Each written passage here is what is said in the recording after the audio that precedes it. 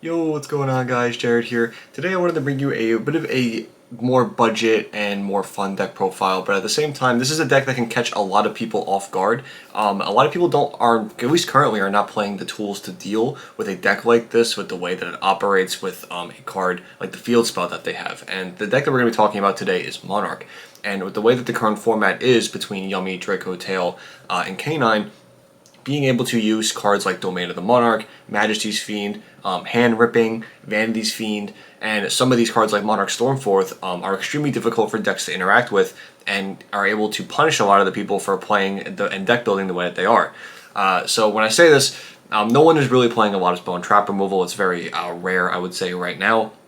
And because of that, we can take advantage of that with a card like Domain. Even if your opponent has a full Yummy hand and you have a Tribute Summon monster and a Domain, doing that lock is still very, very strong and can easily win you the game.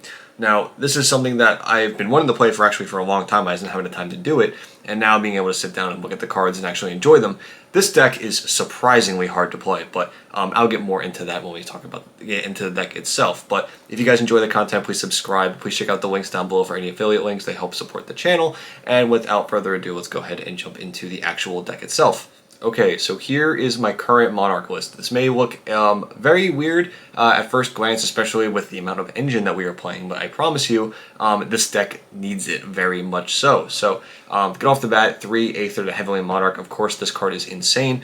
Send 2 to special from deck is a ridiculous effect, and then the quick effect summon it on your opponent's turn. And then this card was very mediocre when it first came out, and you had to summon bad cards like Karaz. Now, we are able to get the new card, Idios of the Underworld Monarch. This card is insane, being able to bring itself back from the graveyard for additional searching, but as well as being able to be summoned off of the Aether now is a good target to be able to keep searching and comboing to get your tribute summon set up. Then we have 2 copies of Erebus, and I'm playing 3 copies of that Idios because he helps get your hands less awkward. 1 copy of Majesty's Fiend because it is searchable. We don't need more than 1 of this, but it is always a welcome addition to be able to use this to lock out the game. 1 copy of the original Caius the Shadow Monarch. I was actually very against this when I first built this deck. Playing the deck now, after at least a couple games, it definitely is needed. You can do you do a lot of cool stuff with this card, I'm not going to lie. Pairing this obviously with the Monarch's Master Plan, this card feels very, very good. It is technically an additional tribute summon as well. So if you are using, the Vassal, normal summon plus this, you get a lot of normal summons. You get like 4 normal summons, which is crazy in this deck because none of the actual Monarch's effect are once per turn to be able to trigger them except for the Adios himself. Both of the older big ones are not once per turn, so you'll be able to use their effect multiple times, which is awesome. Next up, we have the Vassals, 2 of the original Adia, 2 Idios. You really want more than 1 of each of these because you want your engine to be able to go past turn 1. If they do break the Domain lock or Majesty's Fiend lock, you want to be able to recycle these cards as best as they can, and their own abilities use each other very well, being able to bring back the idea. And then adding to that now, we have 3 copies of Terracer, the new Primal Squire. This card is my favorite new card. This is one of the most insane support cards probably ever released for a legacy support deck. I'm putting that up there. This card is just wild in every aspect. Being able to reveal a Monarch's Power Trap to special it, so it is an extender, it doesn't interfere with your normal summons, kind of like Adia does. Also being able to give yourself a different type of tribute summon, and you might be confused of like what I mean when I say different type of tribute summon.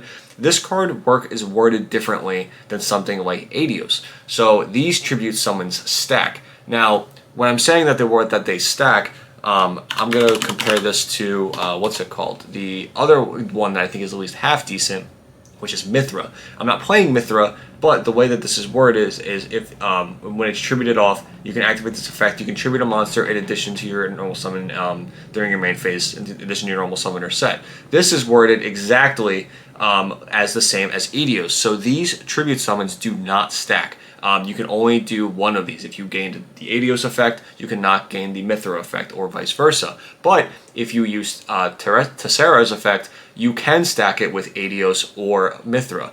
That's what makes this card so good on release, was that it was an additional normal summon, additional tribute summon. So you were not only limited to the 1 to 2 that you had before. You were able to get 3, upwards of 4 now if you're including the what's it called, the Monarch Master Plan line.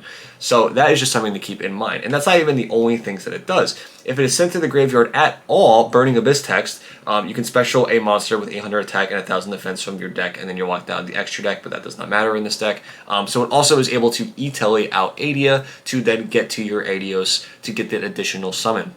Now, the purpose of why this is so important is that you can special summon this, get the additional tribute summon, and then obviously tribute summon, and then get the Adia and the Adios without tribute summoning. So now you can tribute summon again, and then on top of that, you still have not used your normal summon, so now you can tribute summon for a 3rd time. So the purpose of this, for what really comes up, is Erebus being able to rip upwards of 3 cards on your opponent's hand on turn 0 is very, very strong, and that also carries over for combos with the Stalos, the Mega Monarch, being able to look at your opponent's hand and discard a card from it. So I think that's pretty cool, and that's why I think this is the best legacy support card in the deck, and that's just my opinion. It's crazy. 3 copies of Domain. This is our main win condition, being able to lock out your opponent.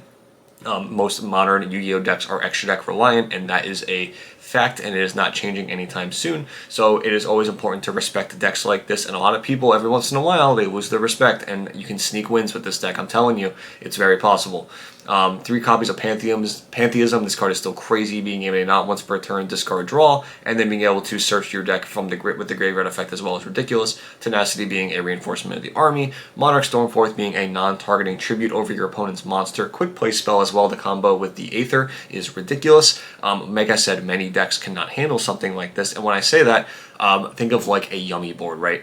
If they are ending on Snatchy and a guy, being able to slam down the Monarch Stormforth, they don't know when you're going to tribute summon. Your next action could be the tribute summon for something like the Adios, right? So if they go for a synchro line, you are able to just tribute off the synchro and then continue your plays from there without having to worry about them tagging out. That's just an example.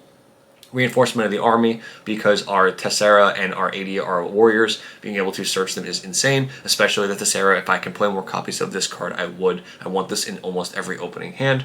2 more new cards. The Monarch's Revolt, again, is an insane card. This is another great piece of legacy support. Not as good as the Squire, but still very, very strong.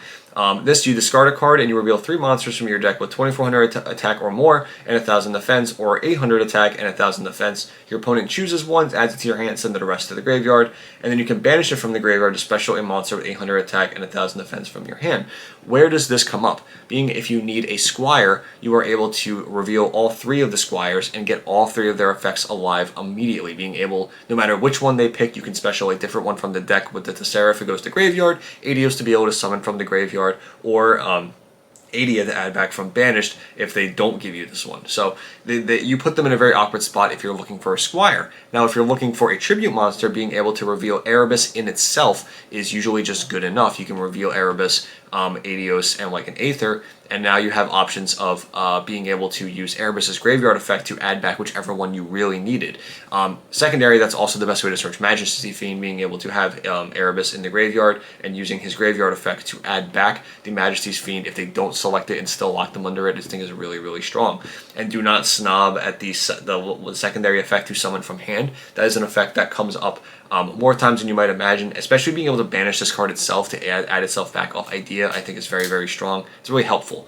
Next up, we have the Monarch's Master Plan. Pretty much force burial goods for a Monarch spell or trap, and then if it's banished, you can target one face-up monster your opponent controls. Add a monster with the same attribute that has 2400 or 1000 attack or defense from the deck or graveyard to your hand. So if Kai's is in your graveyard, you can add that.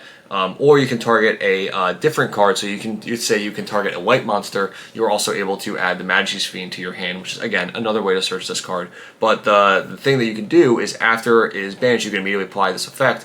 You can normal summon one of the OG Monarchs. And this is such good flavor for any old player like myself. I've been playing this game for over 20 years. This is such cool flavor, being able to do this, and that's also showed in the side deck too. This was such a cool thing. I was happy that I was able to include it because, again, when I was building this deck, I didn't think this was going to be this important, but Monarch is a deck where you really need to figure out your interruptions if you're not just ending on Domain and Majesty's Fiend and being able to use Stormforth, Aether, the trap with Prime in Graveyard. All these things are very, very helpful. So yeah, very, very cool card. Being able to Caius on your opponent's turn is pretty cool. One return is a nice little piece of flex engine to be able to bridge your tribute monsters together. One call by one talents. That is it for the non-engine. This deck needs engine. If there's so many times where if you're playing too much non-engine, and I mean like it's such a small amount, or else that just feels bad, you just can't play. And I would rather just have more engine to be able to keep pushing and pushing and pushing than just non-engine that I feel like is not being helpful, at least in Game 1. Games 2 and 3, obviously we're going to change that, but Games 1, it's so hard. And then for the one trap, I played one copy of Prime Monarch. Again, you need this card for the Monarch's Master Plan, being able to banish and special, very, very good. But there is another card that you can play, which I'm not playing. I'm not playing in the side deck either, is the Monarch's Erupt Trapped card. This card's obviously insane. It's just a skill drain. Depending on how popular Fenrir becomes, I think that is where this card is going to shine. So again, right now I'm not playing it, but again, keep it in mind. This whole deck is completely budget anyway, so if you want to play it, you are more than welcome to.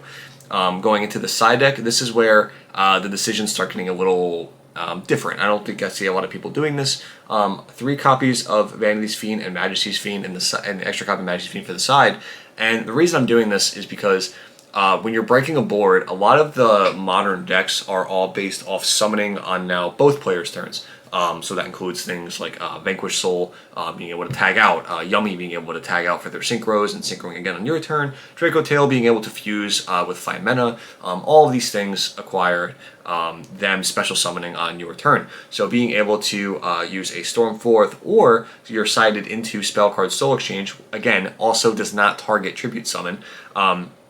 To be able to get rid of a problem card or something that is just possibly bigger than the Vanity's Fiend, and then just attack and lock them out of the game. And if they are not prepared for it, they can just straight lose. So it's a bit of a different approach to going second. We're not playing things like obviously Mulch Army. If you have them, feel free to play them. I think it's enough to slow your opponent down and get your engine going. But this is definitely more a budget-friendly option to be able to just break the board. And of course, you're playing something like Dark Ruler No More as well, just in case some of the decks still have like insane M boards, and Omni Negates can still be a problem. Things like the Double Herald of Arclight M board for Yummy can definitely be a problem, so we want to be able to mitigate that as much as we can. We're not trying to OTK, but you can OTK, but we're not trying to OTK going second.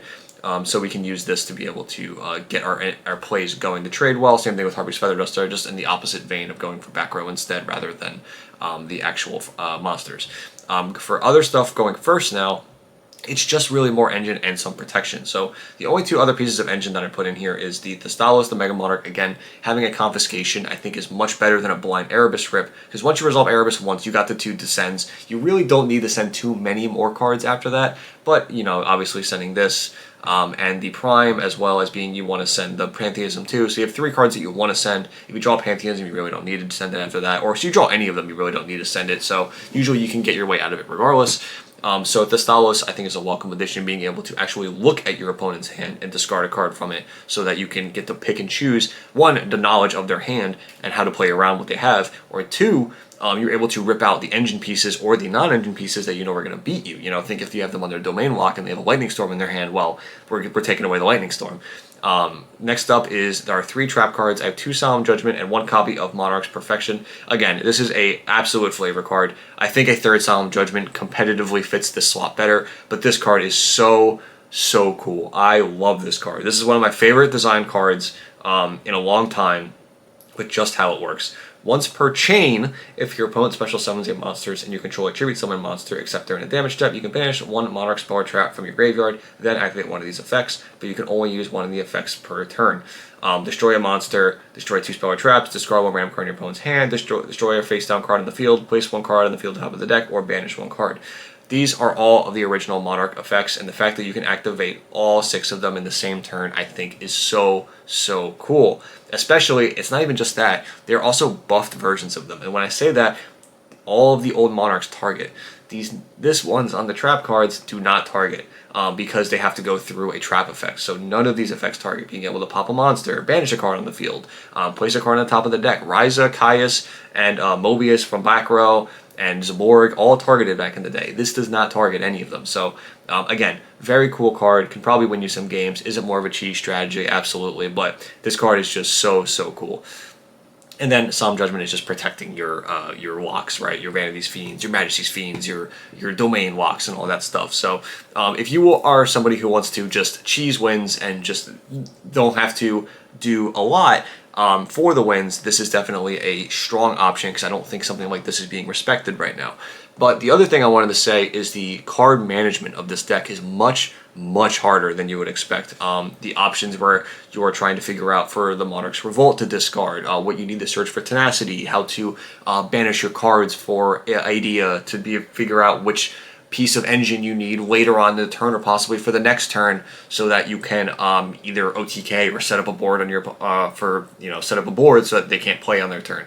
It's very difficult. Some of the choices, it's a lot of choices, are very hard to make. So don't think that obviously this deck can be just summon a Fiend and Domain and just like pray.